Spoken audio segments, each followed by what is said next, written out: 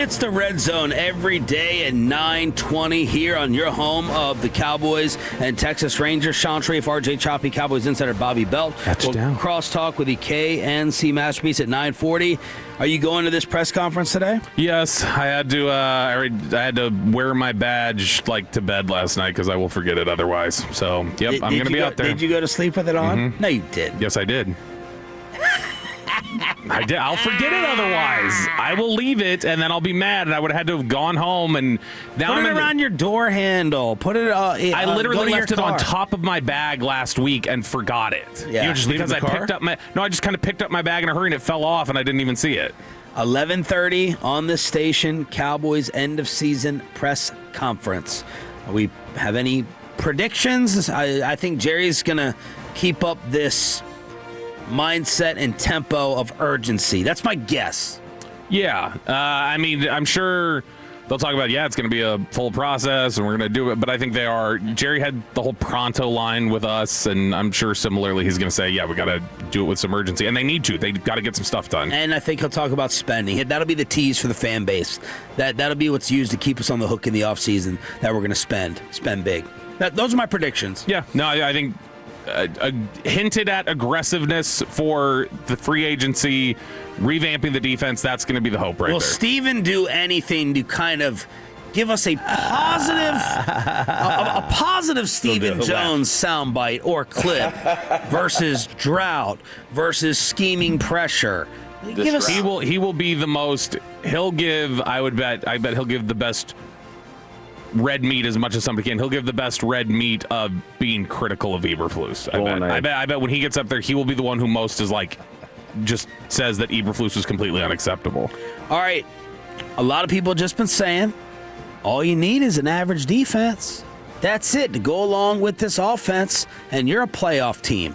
Choppy's about to deliver bad news, but we just got a new list of names from Albert Breer, NFL Insider, reset Todd Archer's as well after Breer's. Yeah, so everybody's been throwing their lists out there. This is pretty much the same as some of the other names that we've heard, or a lot of the same crossover, except there was one that has not been mentioned nearly as frequently. He writes that... By the way, does this group and crop sound a lot sexier and better than... I forgot the other names that were there when Eberflus was available, but this is like...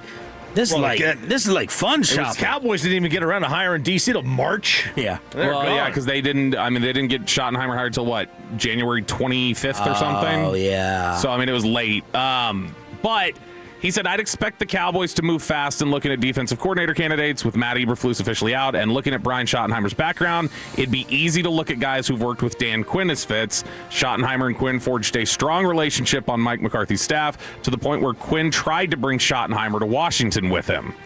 Along those lines, Jeff Ulbrich and Raheem Morris are available, with the idea of a run at Flores or Ohio State defensive coordinator Matt Patricia also floating out there. Oh, yeah, you know why? Oh, hang on, because Shoddy is a pencil guy here, and Patricia, he's under the hat. I think Shoddy's markers.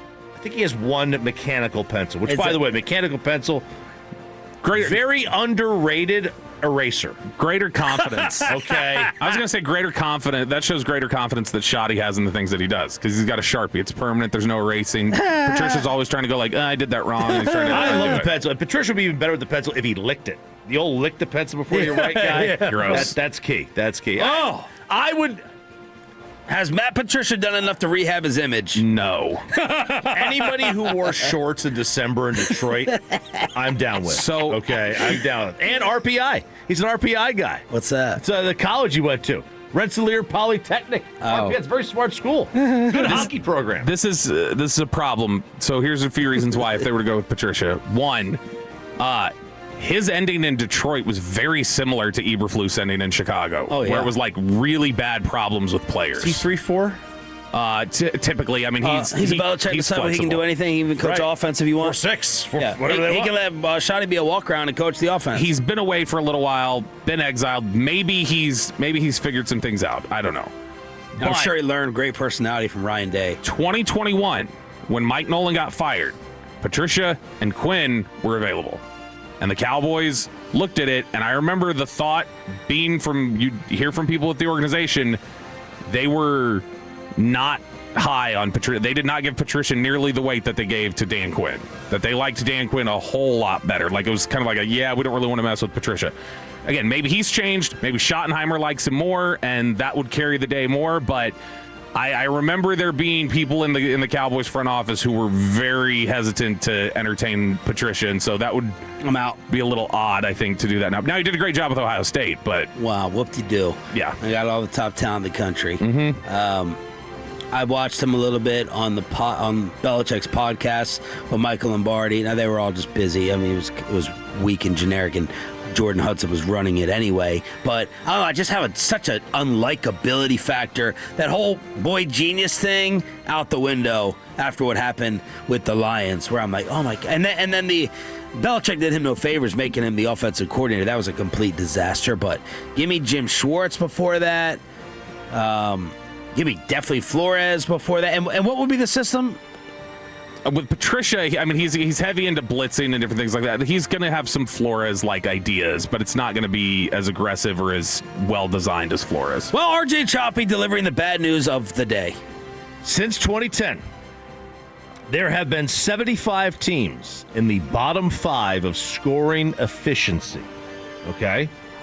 Of those, just 35% ended the next season with a top 15 scoring efficiency defense. Okay. 35% go to top 15? Correct. So just 35%. Okay. Now, that seems like a pretty high number to me. Of bottom 5? A bottom 5. So there's been 5. Obviously, there's 5 a year, right? So you go from 27, 32 to. What's the efficiency metric, like points per drive or what? Scoring efficiency defense. I don't know. I didn't say what it was. What the individual metric was. Between 2015 and 2024, bottom 5 strength of schedule adjusted defenses, 28% went from bottom 5 to top 15. Now you've got to account for a couple of things with this. One, change of coordinator. You know, how many of those bottom 5 changed coordinators? How many of those bottom 5 had massive injury situations? Yeah. Right, that would play into it. How many, lost their, had a much easier schedule the following year, which the Cowboys will have an easier schedule. Yeah. Next year. We'll go through that. They should at least, theoretically. It looked easier. Theoretically, they would. Yeah. So you got to play in those, and you don't know how many of the top bottom 5 went to that top 15, had let's say if you lost 10 guys, right. like Bobby said, and hopefully we lose 10. Literally, yeah. I'm being literal. But also, how many of those bottom 5 had 2 first-round picks the next year? Right. That you're probably going to use on defense. Yeah, and similarly, though, how many of those bottom 5 didn't have their second or third round pick, though, too? Okay, so where's the bad news? Because all I'm hearing right now is there's a 30% chance they'll have a top 15 defense, and that has me giddy. That has you giddy? 30% of a top 15. Top 15. Like, if you get me to 17, 18 right now, I'm taking that as a win. Like, you get me to 19, 20, I think I may have a chance. You tell me top 15, 30% made that jump. Okay, see, I looked at this as bad. Horrible. Cowboys were... I'd prefer it to be 60, but it's not going to be 60. I was thinking that the stat was going to be like there's an 80% chance you're still a bottom half defense. 85% chance you're still 15 or below, or 16, however many damn teams there are. It's a 65% chance you're 15 or below still. Yeah, Cowboys were... Maybe I'm just spinning it. 4th worst in 2020 under Nolan in points per game allowed. And then they switched to Quinn. They became 7th best in the NFL the next year. They were 25th in points per drive in 2020, and then in 2021 under Dan Quinn, they went to 3rd in points per drive. That's good. That's very. So they're one of the. They're 2 of the 30%. Yeah, they would be. They would be. Part of that. And then it depends on who you get and how they are. Like I saw this thing about Jeff Ulbrich that when he was with the Jets, he has a year 1 regression. That was a problem for him. That's one of those things. So year 1, they went to, I believe, let's see, it was 32nd in points per play allowed, per pass play allowed. So pass, it was very, very bad. They went all the way down to 32nd. From a rush perspective, they went to 22nd. So there's a first-year regression. And then, right after that first year, number 1 and then number 6 the following 2 years. How much of a leader is Quinnen Williams going to be?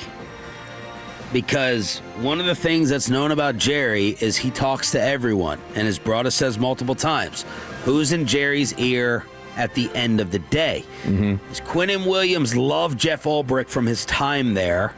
And does he strongly advocate? I'm trying to think of leaders on the team. I'm just covering every possible angle here. Who are the leaders on the team that are tied to some of these candidates? Who's Dak Prescott, who he's faced? We know that Brian Flores put him and Schottenheimer in a blender, so I would imagine Dak is super impressed with him. Quinnen Williams played for Ulbrich. Who had Raheem? Who had Schwartz? That's what I'm trying to think of, just in case Jerry talks to players in the exit interviews. Which have already happened, I guess. So Quinnen did but have loud voices, leaders. Quinnen and Jeff Ulbrich seem to have a good relationship. They did have an instance in 2022 where Quinnen felt like he was slighted by something Ulbrich said publicly and discussed it. But Quinnen also got into a damn near fist fight with Aaron Whitecotton on the sideline one time that was very public in 2021, I think it was. So they had always talked well of each other. Ulbrich, under him, the passing game coordinator in Atlanta being Mike Rutenberg, if you were to bring them over as a tandem, Rutenberg was the linebackers coach with the Jets during that Robert Saleh era. And Rutenberg was given a ton of credit for Jamian Sherwood transitioning from safety to linebacker and becoming a really good player there.